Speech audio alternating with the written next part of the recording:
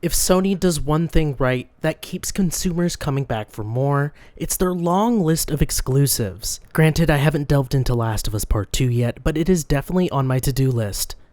With amazing cinematic set pieces in a multitude of different environments, the exclusives usually hit it out of the park. Sucker Punch Studios lands smack dab in the middle of Sony's umbrella, and has been responsible for the recent entries in the Sly Cooper series to the super-powered Infamous games. Compared to Ghost of Tsushima though, I'd say Sucker Punch Studios brought to the table a title leagues beyond their past projects, and shows just what they can do as far as gameplay, story, and art direction. So without further ado, let's kick off the epic ballad of Jin Sakai, The Ghost of Tsushima.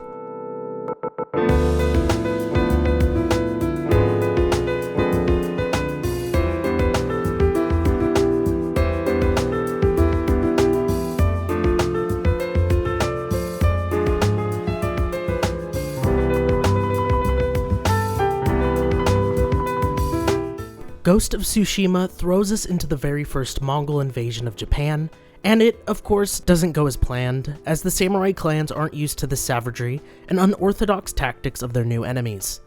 We play as Jin Sakai, who seems to be the last of his clan, but luckily has been taken under the wing of his uncle and the Jito of Tsushima. After the battle on the shores and a couple of arrows to Jin, he is saved by a thief named Yuna, and he comes to find out that his uncle has been captured by the Mongols and the leader, Khotan Khan, and he needs to get him back. The only way Jin sees it is to gather what remaining samurais and allies he can and fight back against the Mongols. This is just the first act, of course, and Ghost of Tsushima is split into technically 4 acts, across 3 different regions of Tsushima. Jin can't rely on his code of honor and the ways of the samurai to deal with the Mongols, so he learns different forms of combat and tactics. This game really drives the whole patience aspect into your head, learning to parry at the correct time, and figuring out how to strike and move around. The combat is pretty great when you're paying attention. Slip up and it does become a hard mountain to climb, especially on the harder difficulties. The map is massive, but there are plenty of missions besides the main story, and collectibles to gather. There are a lot, and it does add the extra 15 or so hours gathering everything. Haikus, shrines, bamboo strikes, duels, Mongol territories, and side missions really fill this game to the brim. They aren't in any way intrusive or important, but it is a completionist dream. I quite enjoyed taking the long road, taking in the scenery and the different equipment and abilities you get to make the side stuff worth it. There is a ton of different armor options, all with their own added perks. The shrines and quests grant you charms to add to your weapons to make you even stronger in battle. Bamboo strikes give you more resolve, which is technically your ability usage and health restoration. It never really felt like a chore, mind you, for someone who isn't into collectibles, it may not be the best. The added stealth mechanics in the game are very Assassin's Creed, which I feel like they were going for, but is a lot more refined and not as clunky as some of my AC experiences. Everything is fluid and well tuned, so I never moaned about a certain type of mission or quest. Yet the crowning jewel of Ghost of Tsushima is none other than the story. Jin has witnessed the massacre of his fellow countrymen, while also dealing with the capture of his uncle. It's a hard journey that he's put himself on, and at first he does what he's been taught to do, fight with honor, face to face with his enemies no matter what the cost. Yet even after doing what his uncle wanted him to, it's not enough. There's this mental conflict between doing what his culture and code approve of, or delving into alternative methods to outsmart his enemy. Ghost of Tsushima was not only an action game to me, but a drama, following Jin's constant metamorphosis into the ghost. That brand and the consequences that follow never leave throughout the game. Jin is constantly haunted by the lessons taught to him by his uncle, and how he bends the rules. It weighs heavy on Jin to endure this transformation, but he does it to not only save his uncle, but his people as well from the Mongol forces.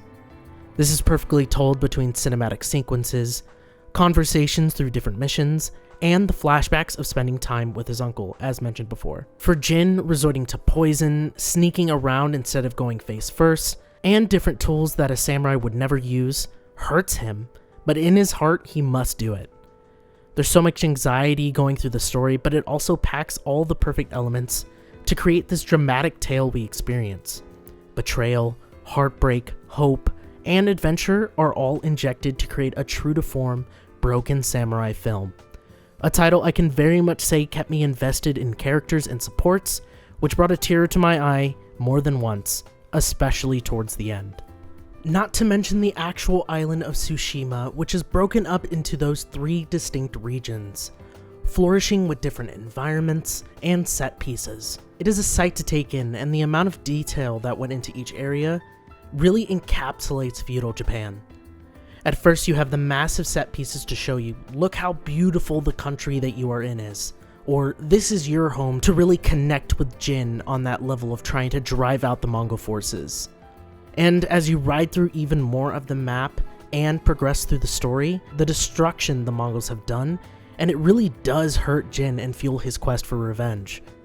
Sucker Punch did an amazing job in the detail on each tree, building, river, and of course, changing it during each time of the day. It is such a beautiful game, and accompanied with the score, it is a cinematic experience nonetheless. I enjoyed my time with Ghost of Tsushima, very much so that I platinumed the game.